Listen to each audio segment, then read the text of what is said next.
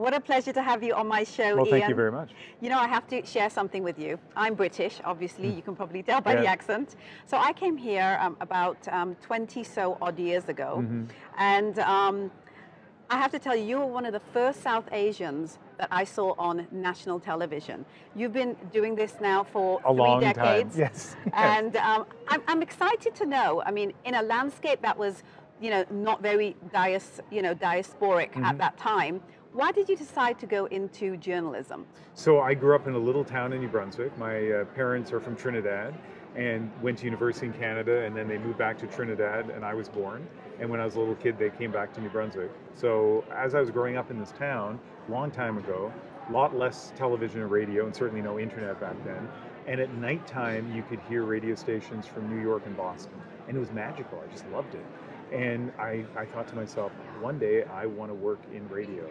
And I met a guy in high school who went to a different high school in New Brunswick, and he'd already started working at a radio station, so I thought it was possible. And after high school, I got a summer job at a small radio station nearby.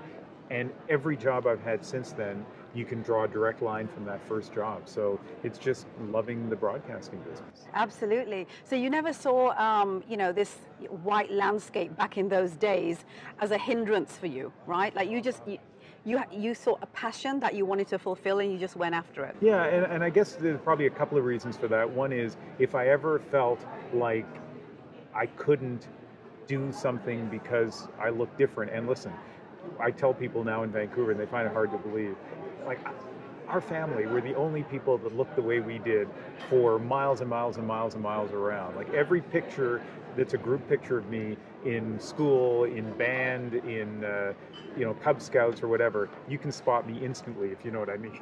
Yes, absolutely.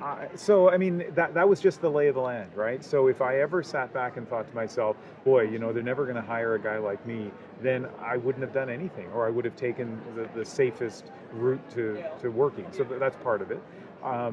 And I think another part of it is that I was very lucky. I think a lot has to be said. In fact, I had the opportunity just a few months ago of talking to the station manager at the radio station in Amherst, Nova Scotia, a short drive away from my hometown, who hired me that summer after high school. A guy now I was on the radio, right? So people couldn't see me, but I used my name, my last name. Imagine that last name on the radio in 1979. Absolutely. And not once did he ever question that. And then I got hired the next year at a radio station in Moncton, New Brunswick, a bigger city about an hour's drive away. And they had me going out in the field, doing reports out in the field. They had me doing commercial remotes, like I'd be at a stereo store doing a live remote. Again, a guy who looked like me. Yeah. And they weren't embarrassed by that. They didn't try to minimize that. And I could still use my name. So, I mean, those people deserve to be commended. They didn't do it as a favor to me. They didn't do it because there was any advantage to doing it. There was no local ethnic community that they were trying to cater to. They just gave me what everybody wants, right? A fair shot. Absolutely.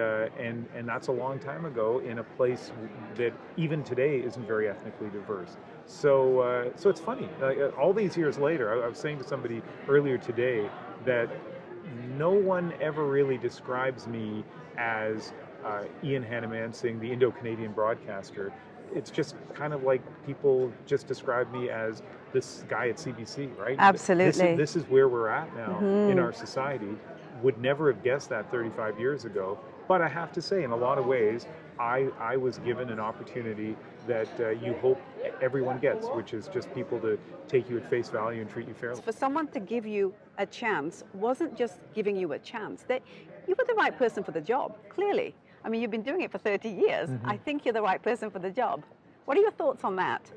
It's complicated because I think that there probably were people who walked into, let's say in my case, a radio station who looked the way that I did and maybe didn't get a fair shake, right? Like I think I had a certain level of skills which helped me, but I also think that I dealt with people who were very fair. There are a lot of people out there who weren't fair, right? Absolutely. And I think particularly when I started in television, I think it took people who were willing to. I remember I worked for a guy in Halifax who said, he's a terrific guy, and I respect him so much. And he actually had the honesty to say to me, look, when we put you on television, this was in 1986, for the first minute or so, no one's listening to what you're saying. They're looking at you. Yeah, they're looking at you and they're like, who is that guy? How come he sounds like he's Canadian, you know, and all that sort of stuff. And so that's not really what you want to do in television. Right. And to distract the audience that way.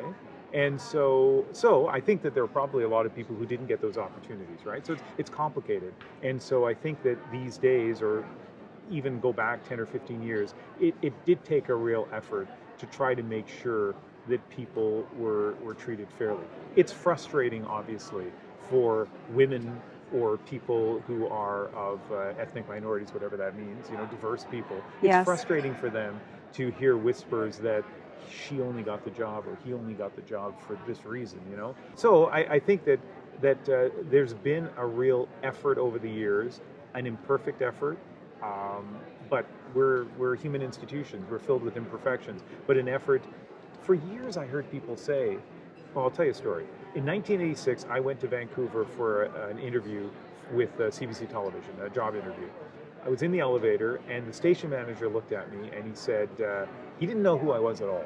And he said, you're here for a job interview? I said, yes. He goes, that's great. I thought, oh, maybe he's read my resume. You know, he goes, you know, look outside, see what it looks like on the street, look in our newsroom. We need more people like you. My issue with that was, go beyond the face. You know, as a negative, as a positive, as whatever, go beyond the skin color and look at who I am.